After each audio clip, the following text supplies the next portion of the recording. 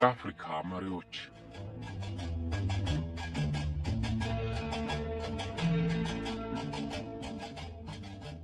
የኃያላንና የባለጸጎች መንግስታት እጅ ረጅም ነው። ቤትም ተዘርግቶ ለማዳንም ለመግደልም ለመደገፍም ለመግፋትም ይችላል። ከባለጉልበታሞች መንግስታት አትደርስብኝም አልደርስብህም ብሎ ተገልሎ መኖር አይቻልም። ቢርበኝም ቢጠማኝም ብታረዝም ራሴ እችለዋለሁና አልፈልጋችሁም ማለትም አይፈቀድም። የዓለም ታሪክ እንደሚያስረዳን ባለጸጎቹ ሀገሮች ድሆቹ ሀገሮች በውስጣቸው እየተድሞነሞኑ እንዲኖሩ ይፈልጋሉ። አቅማቸው እንዳይጎለብት በልተው መጥቀብ ደረጃ እንዳይደርሱ ትከሻቸውንም ማሳየት እንዳይሞክሩ ይኮረኮማሉ። ቀይ ገዥነት በሌላ ገጽታው እየተክለፈለፈ ድሃ ህዝቦችን ያመሳቸዋል። የነጻነት ታሪካቸው ከ60 ዓመታት በላይ የማያስቆጥረው አፍሪካውያኖች በሌላው ገጽታ ከቀይ ተገዥነታቸው አልተላቀቁም። የውጭዎቹና ራሳቸው ጭምር በሚፈጥሩት መሰናክል የምጣኔ ሀብት ቀይ ተገዥ ከመሆን አልዳኑ። ሀብት ላይ ተቀምጠው በሀብታቸው ተጠቃሚ መሆን አቅቷቸዋል። ድህነትም ጎጆውን ሰርቶባቸዋል። ሀብታቸውን ለባለጸጎች እያስረከቡ ድሆቹ አፍሪካውያን ይጋደላሉ። አፍሪካውያንና ሌሎች ደካማ ሀገሮች ራሳቸውን እንዲችሉ የሚያስብ መንግስት ከተፈጠረም እድሜውን እንዲያጠር ይመከርበታል። ለጥቅማችን ተገዳዳሪ ስለሆነ ይወገድ የሚል ትዕዛዝ በብዙ ኪሎ ሜትሮች ርቀት ላይ ያሉት ባለጸጋ ሀገሮች ይወስኑበታል። አሜሪካ ለዚህ አይነት ድርጊት ቀዳሚ ሆና ትጠቀሳለች።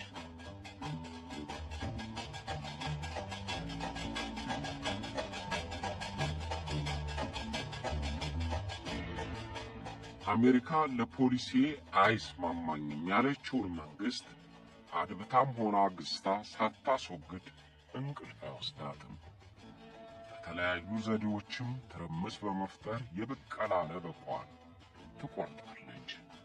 ዋሽንግተን ፖስት እንደዘገበው አሜሪካ ከ1940 እስከ 1980 ድረስ ባሉት 40 ዓመታት ውስጥ 72 ጊዜ መንግስት የማስወገድ ሙከራ አድርጋለች። ከነዚሁ ሙከራዋ ውስጥም 26ቱ ተሳክተውላታል።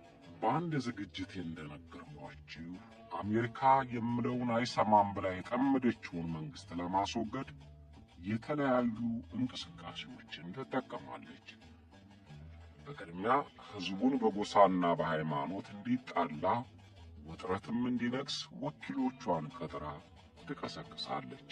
ለዚህም የሚደለሉ የጎሳና የሃይማኖት መሪዎችንና የመብት ተከራካሪ ነን የሚሉትን ትጠቀምባቸዋለች። ብድርና እርዳታ ታስከለክላለች። የኑሮ ውድነት እንዲባባስ የዕለት ምግብ ጭምር እንዲወደድ ገንዘብ የማግኛውን መንገድ ሁሉ ለመስዳት ታስተባብራለች። በዚያ መንግስት ላይ እንዲነሱበት የጎረቤት ሀገሮችን ጭምር ታስተባብራለች።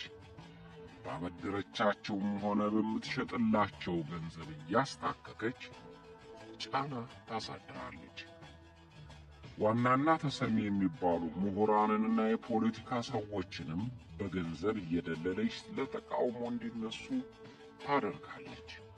በመከላከያ ኃይል ውስጥ ጠልቃ እየገባች ለመፈንቅለ መንግስት እንዲነሱ የጦር አዛዦችን በስልጣንና በገንዘብ ልባቸውን ማሸፈት ዋነኛው መሳሪያዋ ነው። በእነዚህና በሌሎች ዘዴዎች ጭምር እየተጠቀመች ከላቲን አሜሪካ እስከ እስያ ከአውሮፓ እስከ አፍሪካ ባሉ የማትወዳቸው መንግስታት ላይ ተነስታ አሸማቃቸዋለች። የአፍሪካ መንግስታትም ምንጊዜም ከአሜሪካ አይን እንዲርቁ የሚፈቀድላቸው አልሆኑም።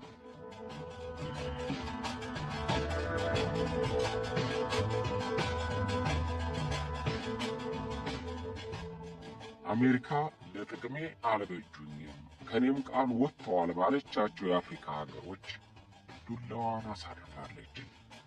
በቀጥታም ሆነ በተዘዋዋሪ ለአሜሪካ ፍላጎት ያልተገዙ የአፍሪካ ሀገሮችም በተለያዩ መንገዶች ጥቃት ደርሶባቸዋል።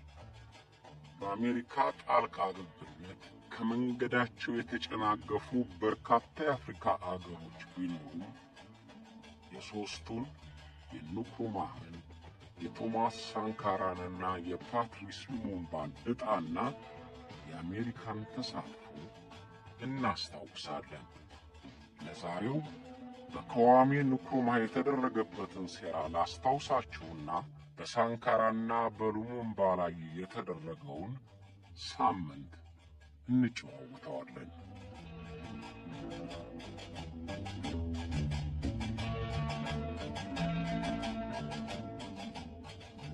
ክዋሜ ንክሩማህ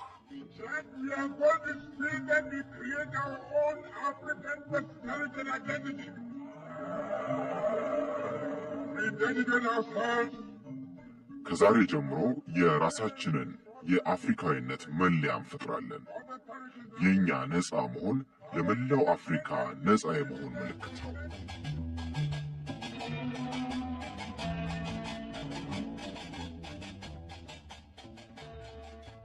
የመጀመሪያው የነጻይቱ የጋና ጥቁር ፕሬዝዳንት ክዋሜ ንክሩማህም ከአሜሪካ የማስወገድ በትር የመመታት ዕጣ አላመለጠም። ከታላቋ ብሪታንያ ቅኝ ተገዥነት በ1950 ዓመተ ምህረት ነጻ የወጣችው ጋና በመጀመሪያው ጥቁር ፕሬዝዳንቷ በጊዜው ምስጋና ያተረፉለትን የመንገድ፣ የግድብ፣ የዩኒቨርሲቲ ግንባታዎች አግኝታለች። ግን የፖለቲካ አቅጣጫውን ያልወደዱት አሜሪካና እንግሊዝ ከገዛ ሹማምንቱ ጋር ዶልተው የስልጣን ዘመኑን በ6 ዓመት ቀጩት። ክዋሜ ንክሩማህ በጋናና በአሜሪካ ትምህርት ቤቶች በሚማርበት ጊዜ ጀምሮ አፍሪካኖች ነፃና አንድ መሆን አለባቸው በሚለው ኃይለ ቃሉ የታወቀ ነበር። ከአሜሪካ እንደተመለሰ የመደራጀትን አስፈላጊነት ተገንዝቦ 6 ከሚሆኑ ጓደኞቹ ጋር ኮንቬንሽን ፒፕልስ ፓርቲ ሲፒፒን አቋቋመ። በርካታ ጋናውያንን በማሰባሰቡ በቅኝ ገዢዋ እንግሊዝ ላይ ተጽዕኖ የሚያሳድር ጉልበት ፈጠረ። ዓላማው ያስፈራቸው የእንግሊዝ ሹማምንትም አሰሩት። ከስር ሲፈታም ከበፊቱ የበለጠ ጎልብቶ የበለጠ የሚሰማ ሆኖ የበለጠ ተከታይ አፍርቶ ነበር።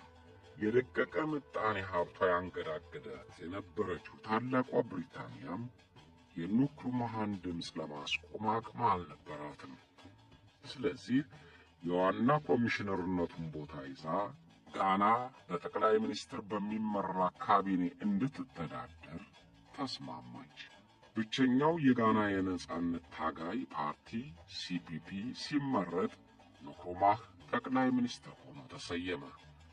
ከ3 ዓመታት በኋላም እንግሊዝ ጨርሳ እግሯን ስትነቅል የመጀመሪያው የጋና ፕሬዝዳንት ለመሆን በቃ።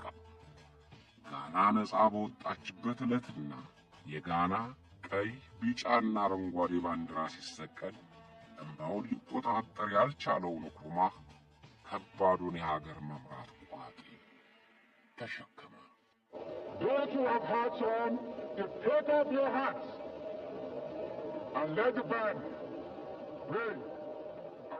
ባርኔጣ ያደረጋችሁ አውልቁ። ባንዳችን ብሔራዊ መዝሙራችንን ይዘምራል። ከዛሬ ጀምሮ ይህ ብሔራዊ መዝሙር በማንኛውም ስነ በዓል ላይ የሚዘመር ይሆናል።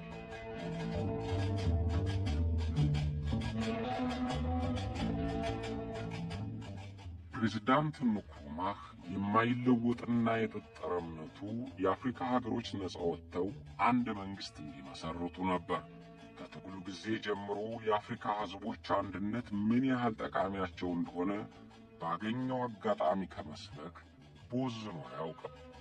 እስካሁንም ድረስ ይኸው አቋም እየተዘከረ የአፍሪካ አንድነትን በሚያቀነቅኑት ሁሉ ይነሳል። ንክሩማህ ስልጣን ከያዘ በኋላ ትኩረቱን ያደረገው በእርሻና በኢንዱስትሪ መስፋፋት ላይ ነበር። We live in a world of contradictions.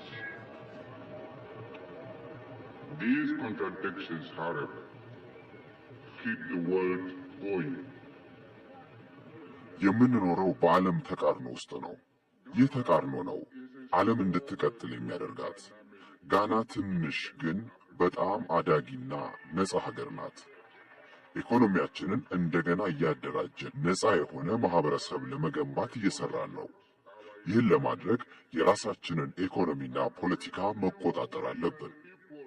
ይህን ስናደርግ ብቻ ነው የህዝባችንን የኑሮ ደረጃ የምናሻሽለውና ካለፉት ቅኝ ገዢዎች ውርስ ነፃ የምንሆነው።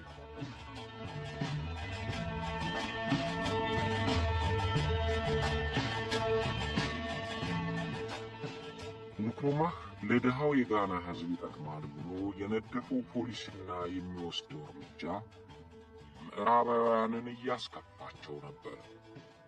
መሬትና ታላላቅ ኢንዱስትሪዎች ለህዝብ እንዲሆኑ ማድረጉን በጥርጣሬ ነበር የተመለከቱት። በጋና ተንሰራፍቶ የቆየውን የጎሰኛነት አስተዳደርንም ሰርዟል። የፓን አፍሪካን ንቅናቄ ማሟሟቁ ነፃ ባልወጡ የአፍሪካ ሀገሮች ዘንድ የሚያስከትለው መነቃቃት ቀይ ገዢዎቹን አሰጋቸው።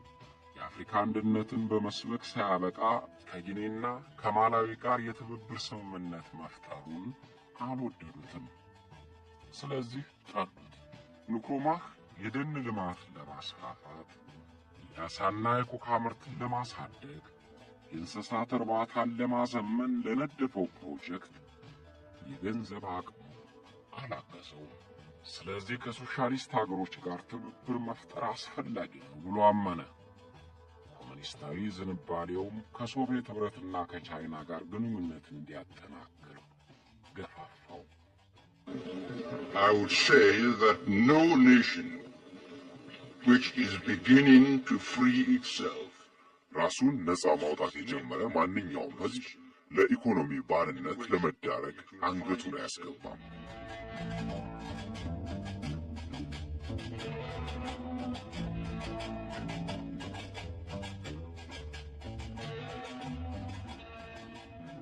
በአፍሪካ ከቅኝ ተገዥነት ነፃ የወጣችው ጋና ከኮሙኒስቷ ሶቪየት ኅብረት ጋር ትብብር ፈጠረች ማለት ያን ጊዜ ለአሜሪካ ልትታገሰው የማትችለው ድርጊት ነበር። የቀዝቃዛው ጦርነት በገነነበት በዚያ ወቅት የሶቪየት ኅብረት በአፍሪካ እግሯን ተከለች ማለት ሌሎች የአፍሪካ ሀገሮችን ወደ ኮሙኒዝም እንዲሳቡ ሰፊ ዕድል ያገኛሉ ብለው ስለሚሰጉ በጸጥታ የሚመለከቱት አልሆነላቸው። በተለይ ንክሩማህ ከሶቪየት ኅብረትና ከቻይና ጋር ያለው ቅርርብ እያደገ መሄዱ በብርቱ አሰጋቸው። የሶቪየት ኅብረቱ ፕሬዝዳንት ብሬዥኔቭ በአፍሪካ የመጀመሪያውን ጉብኝቱን በጋና ማድረጉ አሜሪካና እንግሊዝን ክፉኛ አበሳጫቸው። ንክሩማህም በምስራቅ አውሮፓና በሶቪየት ኅብረት ጉብኝት ማድረጉ ሳያንስ የመከላከያ ኃይሉን ለማደራጀት የሶቪየት ጦር አማካሪዎች ወደ አክራ መድረሳቸው የጦር መሳሪያዎችንም ጭምር ማስመጣቱ የቀይ መስመሩን እንዳለፈ ቆጠሩት። ንክሩማህ ቻይናን ጎብኝቶ ከመጣ ወዲህ የማኦ ስታይል የሚባለውን አለባበሱን መከተሉ ያጠነነ ኮሙኒስታዊ አመለካከት እንዳለው አሜሪካ ማረጋገጫ አድርጋ ቆጠረችው። በየመድረኩም የአሜሪካንን ኢምፔሪያሊዝም ማውገዙ ስጋታቸውን አረጋገጠላቸው። we cannot, under any circumstances, allow imperialist and new colonial ኢምፔሪያሊስቶችና የእጅ አዙር ቅኝ ገዢዎች ከእድገታችን እንዲያደናቅፉንና እንዲያግዱን በምንም መንገድ አንፈቅድም።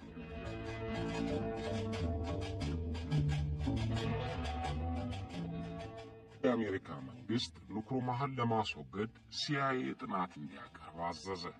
ይህንንም ተልዕኮ ለማስፈጸም ጆን ስቶክዌል የሲአይኤ ተወካይ ሆኖ ተመደበ።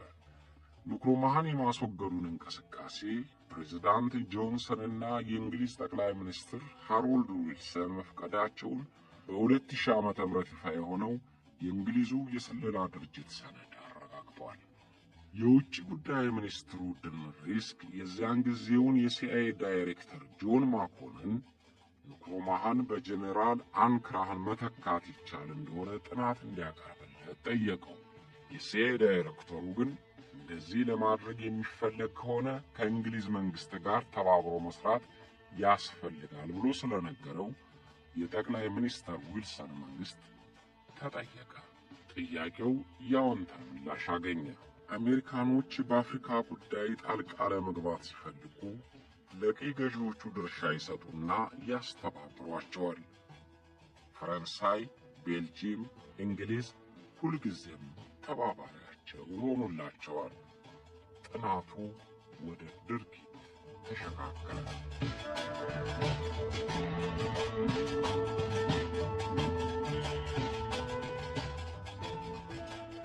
የሲአይኤው ተወካይ ጆን ስቶክዊል በአክራ በሚገኘው የአሜሪካ ኤምባሲ ሆኖ ፕሬዝዳንት ንክሩማህን የማስወገዱን ሥራ ማቀነባበሩን ጀምሯል።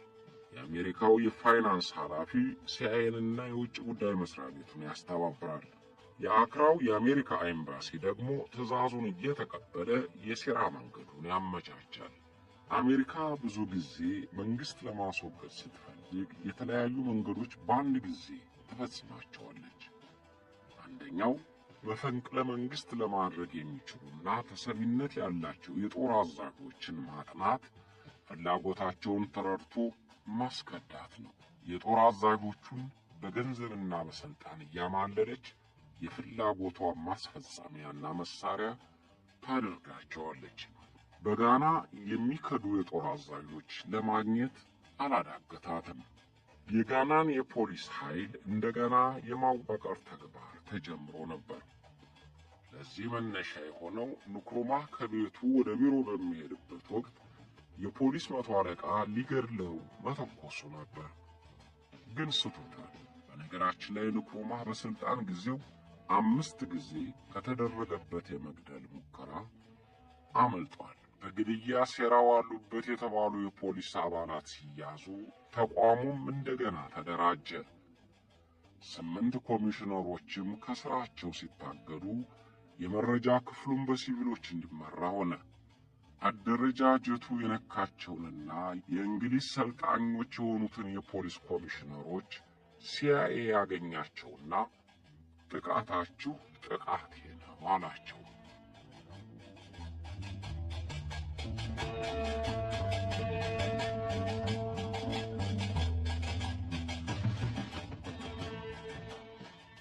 የመከላከያው ኤታማዦር ሹም ሜጀር ጀነራል ኦቶ እና ምክትሉ ሜጀር ጀነራል አንክራ በመፈንቅለ መንግስት ሙከራ ተጠርጥረው ከጥቂት ወራት በፊት ከስራቸው ታግደው ነበር። እነዚህ ያኮረፉ ጀነራሎች በመከላከያው ውስጥ ያሉትን ተባባሪዎቻቸውን አሳድመው መፈንቅለ መንግስት ቢያደርጉ አሜሪካ እንደምትደግፋቸው ተነገራቸው። ገንዘብም ተመደበላቸው። አድመኞቹ የጎሳ ልዩነትንም ለማስተባበሪያ እንዲጠቀሙበት ተመከሩ። በመከላከያው ውስጥ በርካታ ቁጥር ያላቸው የአዊ ጎሳዎች ተገፍተናል የሚል ቅሬታ ስለነበረባቸው የአድማው ተባባሪ እንደሆኑ አሳመኗቸው። የተገለሉት የፖሊስ ጄኔራሎች የመከላከያ ሰራዊቱን ደሞዝና የፕሬዝዳንቱን ጠባቂዎች ደሞዝ እያነጻጸሩ ልዩነቱንም እየጠቀሱ የሰራዊቱን ሆድ አሻከሩት። በዚያም ላይ በከፍተኛ ፍጥነት የወደቀው የጋና ፓውንድ የወታደሩን ኑሮ አክፍቶት ነበር። ሲአይኤ ይህን ሁሉ አክራ በሚገኘው የአሜሪካ ኤምባሲ ውስጥ ሆኖ በከፍተኛ ትጋት ያስተባብራል።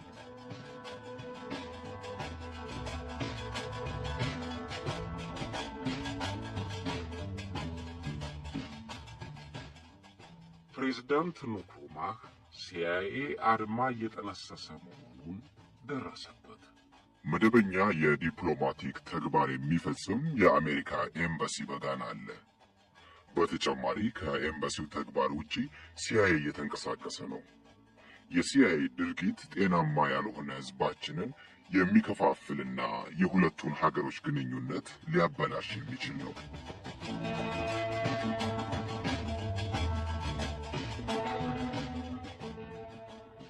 አክራ ያለው የሲአይኤ ወኪል የማስተባበር ግዳጁን በሚያካሂድበት ወቅት ጋና ብድር እንዳታገኝ ውጫዊ መሰናክል ተፈጠረባት። የአይኤምኤፍና የዓለም ባንክ እንሰጣለን ያሉትን ብድር ከለከሉ። በገንዘብ እጥረት የተጀመሩ ፕሮጀክቶች መንቀሳቀስ አልቻሉም። በጋናም ዓለም ባንክና አይኤምኤፍ ሙስና መንሰራፋቱን ምክንያት አድርገው እርዳታና ብድራቸውን አንሰጥም አሉ። የጋና ፓውንድ 30 በመቶ ዋጋውን አጣ። ንክሩማህ አልተቀበሉትም እንጂ የዓለም ባንክና አይኤምኤፍ አዲስ የኢኮኖሚ ፖሊሲ ነደፉላቸው። ፕሮጀክቶቹ በተዘጉ ቁጥር የሥራ አጡን ቁጥር አበረከተው። የኑሮ ውድነት ተባባሰ። የምግብ ዋጋ ውድነት ብቻ ሳይሆን እጥረት ተከተለ። ይህም የንክሩማህን ደጋፊዎች ጭምር ልባቸውን ከፈለው። የኑሮ ውድነቱ መባባሱ፣ ሕዝቡን መማረሩ፣ በመከላከያው ውስጥ ሲአይኤ ሰርጎ መግባቱ የተገኘውንም ውጤት መዝኖ የብሔራዊ የጸጥታ ምክር ቤት አማካሪ ሮበርት ኮመር የውጭ ጉዳይ መስሪያ ቤት እንዲያውቀው ግንቦት 19 ቀን 1957 ዓ.ም በጻፈው ደብዳቤ እንዲህ ይላል። በቅርቡ በጋና መፈንቅለ መንግስት ይኖረናል። ቁልፍ የወታደርና የፖሊስ ኃላፊዎች እርምጃውን ለመውሰድ ተዘጋጅተዋል። የሀገሪቱ ምጣኔ ሀብት መድቀቁ ለእንቅስቃሴያችን ጥሩ መደላደል ይፈጥራል። አድመኞች መረጃ ይሰጡናል። ከእንግሊዝም በላይ እኛ እጃችንን አስገብተናል። እኛም ሆነ ሌሎች የምዕራብ ሀገሮች ፈረንሳይ ጭምር ንክሩማህ ለሚያቀርበው የእርዳታ ጥያቄ መልስ መስጠት የለብንም። ሁሉም ነገር ጥሩ እየሆነ ይመስላል።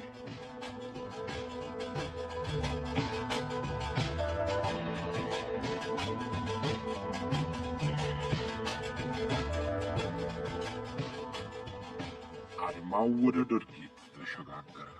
600 የሚሆኑ ወታደሮች 700 ኪሎ ሜትር ርቀት ላይ ከሚገኘው የሰሜን ጋና የጦር ሰፈር ወደ አክራ እንዲንቀሳቀሱ ታዘዙ። የተሰጣቸው ምክንያት ጥቁሮች አፍሪካውያን ዘረኛውን የደቡብ ሮዴሺያ መንግስት ለመዋጋት እንድናግዛቸው ስለጠየቁ ነው የሚል ነበር። አክራ ሲደርሱ ግን የተሰጣቸው ግዳጅ ሌላ ሆነ።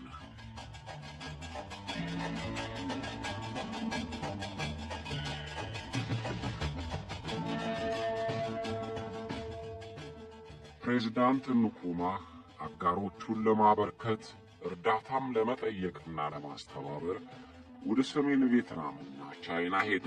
እርሱ ወደ ቤጂንግ ከሄደ ከሁለት ቀናት በኋላ የካቲት 17 ቀን 1958 ዓ.ም አክራ በድንገተኛ ተኩስ ተናጠች።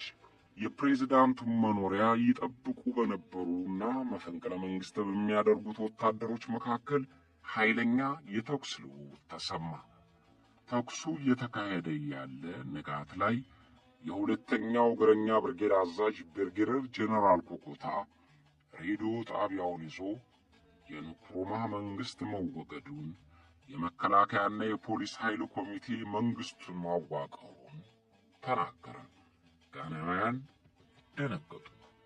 የፕሬዝዳንቱ ጠባቂዎችም አናስደፍርም ብለው ተዋጉ። አድመኞቹ ጄኔራሎች እስከ ቀኑ 6 ሰዓት ተኩስ ካላቆሙ ቤተ መንግስቱን እንደረምሰዋለን በሚለው ማስጠንቀቂያቸው ግብፃዊቷ የንክሩማህ ባለቤት ጠባቂዎቹ እጃቸውን እንዲሰጡ ስለለመነቻቸው ተኩስ አቆሙ። ጄኔራሎቹ ወታደራዊ ምክር ቤት አቋቁመው ስልጣን ያዙ። ንክሩማህም ከቤጂንግ ወደ ጊኒ ሄዶ በስደት ተቀመጠ። በነጻነት ትግሉ ወቅት ዓላማ አቆራኝቷቸው ወዳጁ የሆነው የጊኒው ሴክሬታሪ የፕሬዝዳንቱ አማካሪ አድርጎ ለክብሩ የተገባ አኗኗር አደራጅቶለት መጽሐፍ እየጻፈ 6 ዓመት ቆይቶ በሕመም አረፈ። All my life I've been a man of peace, working for peace. በሕይወቴም ለሰላም የምታትር ለሰላም የምደራደር የሰላም ሰው ሆኜ ነው የኖርኩት።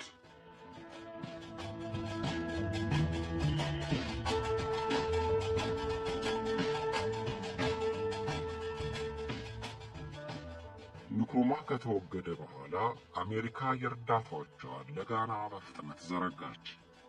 የዓለም ባንክና IMF ሳይውሉ ሳያድሩ ጥያቄያቸውን አንስተው ብድሩንና ድጋፉን ለማመቻቸት ተወካዮቻቸውን ወደ አክራ ላኩ። የወጣቶች የገበሬዎችና የሴቶች ማኅበራት ፈረሱ። ሚኒስትሮችና የCPP አባላት ታሰሩ። ሜጀር ጀነራል አንክራህ የወታደራዊ ምክር ቤት ፕሬዝዳንት ሆነ። የንክሩማህ ፖሊሲዎችም በሙሉ ተቀለበሱና አሜሪካ እፎይ አለች። ከአክራ የሲአይኤ ሪፖርት የደረሰው የብሔራዊ የጸጥታ ምክር ቤት አማካሪው መጋቢት 3 ቀን 1958 ዓ.ም ለፕሬዝዳንት ጆንሰን ሪፖርቱን አቀረበ። ንክሩማህ የእኛን ጥቅም ለሚፈታተን ከሌሎች ጥቁር አፍሪካውያን ይልቅ ብዙ ሰርቷል። እርሱ አፍቃሪ ኮሚኒስት የመሆኑን ያህል አዲሱ ወታደራዊ ምክር ቤት አፍቃሪ ምዕራብ ነው። የዚህ ማስታወሻ ነጥብ አጋጣሚውን በዘዴ የመጠቀምና እንዲህ አይነት ምቹ ሁኔታ የመጠቀምን አስፈላጊነት ለመጠቆም ነው። አዲሱ መንግስት ከኛ ጋር ባለው የወደፊት ግንኙነት ሙሉ ለሙሉ እርግጠኛ ባልሆንበት በአሁኑ ወቅት በሺዎች የሚቆጠር ቶን ስንዴ ወይንም ሩዝ ብንሰጣቸው አቋማቸውን እንዲያጠብቁ ያደርጋቸዋል። ለእንደነዚህ አይነት መንግስታት ሞቅ ያለ እርዳታ ይሰጣቸው የምል አይደለሁም። ግን ለጉጉታቸው ትንሽ ስንዴ ብንጥልላቸው ሀብታቸውን በኢንቨስትመንት መጠቀም እንችላለን።